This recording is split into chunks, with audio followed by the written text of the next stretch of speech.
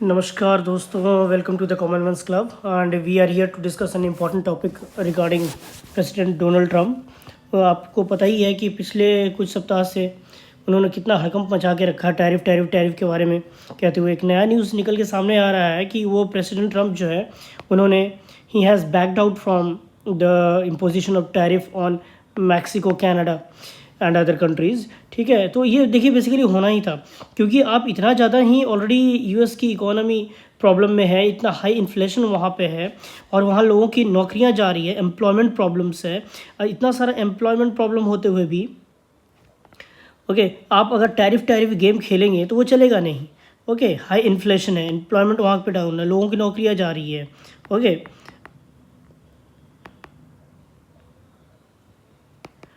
आप ऐसा अगर करिएगा तो ये इससे क्या है कि ये ग्लोबलाइजेशन का वर्ल्ड है। इस ग्लोबलाइजेशन के वर्ल्ड में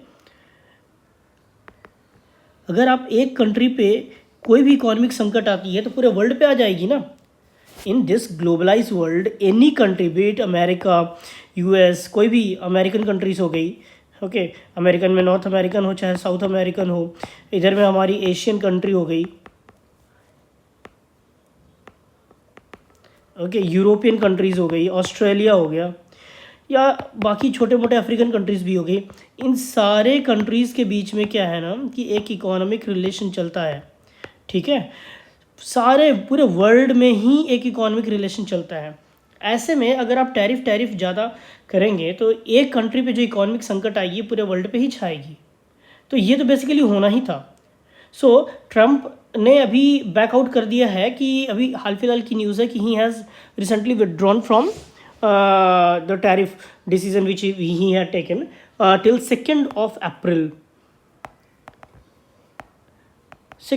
को। फिर से पता नहीं ये वहाँ से क्या अनाउंस करने वाले हैं, तब देखने की बात होगी। परंतु इनका इंडिया को लेके फिर भी ओपिनियन बहुत अच्छा नहीं है।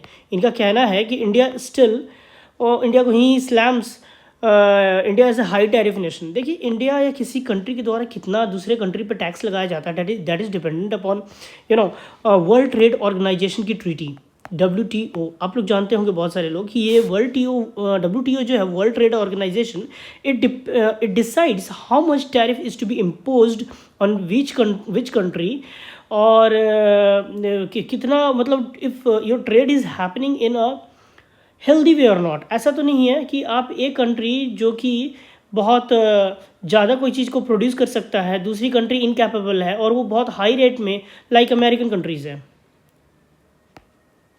अफ्रीकन कंट्रीज़ को कुछ एक्सपोर्ट करता है, एंड अफ्रीकन कंट्री अमेरिकन को कुछ एक्सपोर्ट करते हैं, दोनों सेम रेट ऑफ टैरिफ में नहीं होगा, सेम टैक्सेस में नहीं होगा। क्यों नहीं होगा? द रीज़न बीइंग दैट कि दोनों इकोनॉमिक की कैपेबिलिटी अलग अलग है। आप सेम तरह के टैक्सेस लगा के नहीं कर सकते हैं। तो बहुत सारे WTO की ट्रीटी हैं, अगर आप चाहें तो गूगल कर सकते हैं, देख सकते हैं। अच्छा, इनका इस तरह की जो एक्टिविटी था ट्रम्प साहब का, इससे पता ही था कि इनके जो बहुत सारे ऑलरेडी लोग सलाहकार जो थे, इनको समझा ही रहे थे किस तरह की हरकतें नहीं करनी है। फॉर एग्जांपल, स्टॉक मार्केट से रिलेटेड एक जो वर्ल्ड में बहुत बढ़िया चेहरा है, जो आप जानते होंगे, उन्होंने भी मना किया है उनको कि हाई टैरिफ लगाने के लिए। ओके, इससे उन्होंने बताया कि USA could face into recession. Okay, so that's all for